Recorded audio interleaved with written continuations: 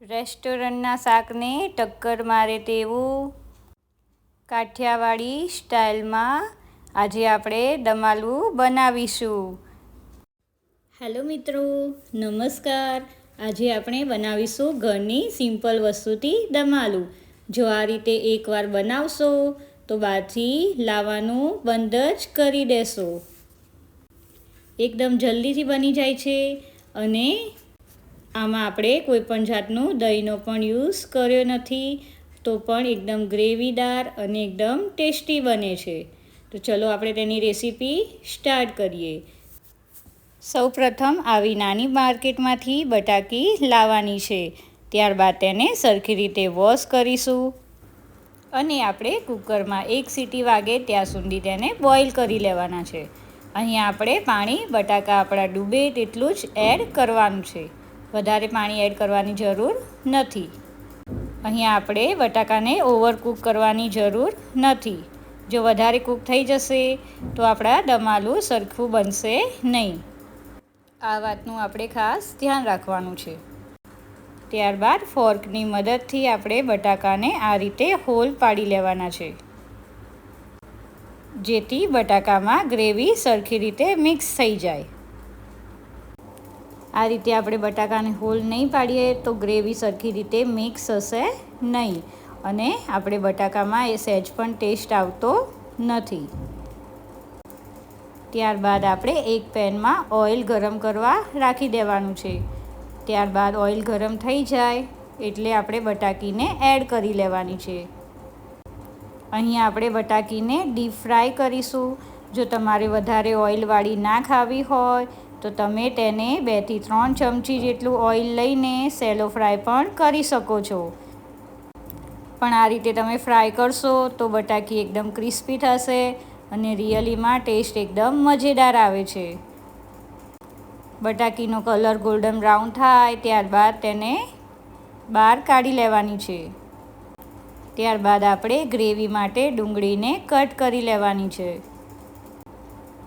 જો તમારે ઝીણી ડુંગળી સમારીને ગ્રેવી કરવી હોય તો પણ તમે કરી શકો છો, પણ અહીંયા આપણે મિક્સરમાં ક્રશ કરીને જ ગ્રેવી બનાવવાની છે. તો પહેલાં આપણે મિક્સર જારમાં આ રીતે ડુંગળીને કટ કરીને એડ કરીશું. દમાલું તો તમે ખાધું જ હશે, પણ આ રીતે તમે ક્યારે પણ નહીં જ બનાવ્યું હોય તો આખી રેસીપી તો જોવાનું ભૂલતા નહીં જ. અહીંયા મિક્સરમાં ક્રશ કરવાની હોવાથી આપણે ડુંગળીના મોટા જ પીસ પાડીશું.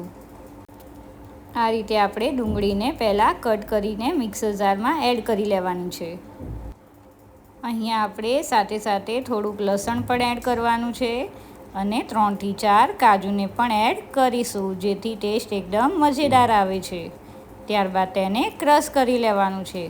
અહીંયા આપણે કોઈપણ જાતનું પાણી પણ એડ કરવાનું નથી. અહીંયા આપણે ખાલી ડુંગળી અને ટામેટાની જ ગ્રેવી કરવાની હોવાથી ડુંગળી અને ટામેટાનું પ્રમાણ તમે તમારા શાકની ક્વોન્ટિટી પ્રમાણે રાખી શકો છો. ત્યારબાદ આપણે મિક્સર જારમાં ટામેટાને કટ કરીને એડ કરી લેશું અને તેને ક્રશ કરવાના છે. જો ગ્રેવીનું પ્રમાણ ઓછું હશે તો શાક આપણું એકદમ મજેદાર નહીં બને અને બટાકા પણ ટેસ્ટી નહીં લાગે. તેથી ગ્રેવીનું પ્રમાણ થોડુંક આપણે વધારે જ રાખવાનું છે.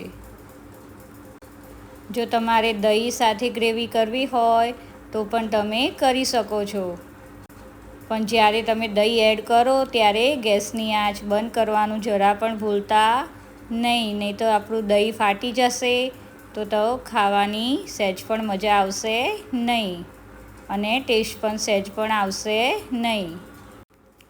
ત્યારબાદ આપણે જે પેનમાં બટાકાને ફ્રાય કર્યા હતા તે જ પેનમાં એ જ ઓઇલમાં આપણે જીરા અને હિંગનો વઘાર કરીશું. અહીંયા તમારી પાસે વરિયાળી હોય તો તમે તેને એડ કરી શકો છો. અહીંયા આપણે ગરમ મસાલો એડ કરવાનો હોવાથી અત્યારે કોઈ પણ જાતના ગરમ મસાલા એડ કર્યા નથી, જેવા કે લવિંગ ને તજ ને એવું.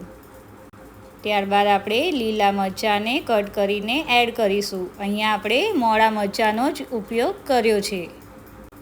તેલના છાંટા ના ઉડે તેના માટે આપણે 2 મિનિટ આ રીતે ઢાંકીને કૂક કરી લેશું. ત્યારબાદ આપણે જે ક્રશ કરી હતી તે ઓનિયનને એડ કરી લેવાની છે અને આ રીતે ઢાંકીને આપણે 2 મિનિટ તેને કૂક કરી લેવાની છે. આ રીતે આપણે ઢક્કણ ઢાંકી દેશું તો આપણો ગેસ સહેજ પણ બગડતો નથી. ત્યારબાદ જિંજર ગાર્લિક પેસ્ટને એડ કરીશું. અહીંયા આપણે લસણનો ઉપયોગ પહેલાં પણ કર્યો છે, તેથી પેસ્ટને થોડીક જ એડ કરવાની છે. 2 મિનિટ આપણે સરખી રીતે કૂક કરી લેવાની છે. ત્યારબાદ આપણે ટામેટાની પ્યુરીને એડ કરી લેશું અને થોડુંક પાણી પણ એડ કરીશું. બધી વસ્તુને મિક્સ કરીને 2 મિનિટ કૂક કરી લેવાનું છે. ત્યારબાદ આપણે તેમાં મસાલા એડ કરીશું. અહીંયા મેં નોર્મલ મસાલા જ યુઝ કર્યા છે. થોડુંક આપણે હળદર એડ કરવાની છે, થોડુંક લાલ મરચું એડ કરીશું. અહીંયા આપણે લીલા મરચાં મોરા જ યુઝ કર્યા છે. ત્યારબાદ થોડુંક મીઠું એડ કરવાનું છે અને થોડુંક ધાણા જીરું એડ કરીશું. બધી વસ્તુને આપણે સરખી રીતે મિક્સ કરી લેશું. દમ આલુનો કલર એકદમ મસ્ત પકડાય તેના માટે આપણે થોડું કાશ્મીરી લાલ મરચું પણ એડ કરીશું, જેથી કલર પણ એકદમ મજેદાર આવે છે અને એકદમ રેસ્ટોરન્ટ સ્ટાઇલ જ લાગે છે. આ રીતે મિક્સ કરીને 2 થી 5 મિનિટ કૂક કરી લેવાનું છે. જ્યાં સુધી તેલ છૂટું ના પડે ત્યાં સુધી કૂક કરીશું. ત્યારબાદ આપણે 2 દાણા સુગર એડ કરીશું. સુગર એડ કરવી ઓપ્શનલ છે. સુગર એડ કરવાથી ગ્રેવીમાં તેલ છૂટું પડે છે અને એકદમ ટેસ્ટી લાગે છે. તો તમારી ઈચ્છા હોય તો તમે એડ કરી શકો છો. ત્યારબાદ તેમાં થોડો ગરમ મસાલો એડ કરીશું અને મિક્સ કરી લેવાનો છે. આ રીતની ગ્રેવી સાથે તમે કોઈ પણ સબ્જીને બનાવી શકો છો.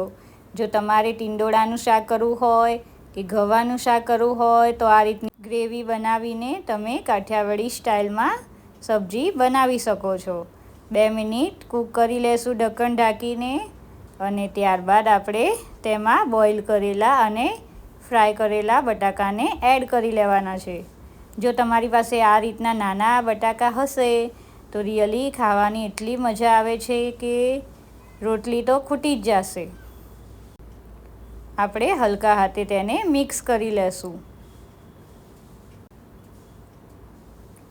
ત્યારબાદ આપણે તેને ફરીથી 2 થી 5 મિનિટ કૂક થવા દેશું, જેથી ગ્રેવી બધી બટાકામાં સરખી રીતે મિક્સ થઈ જાય.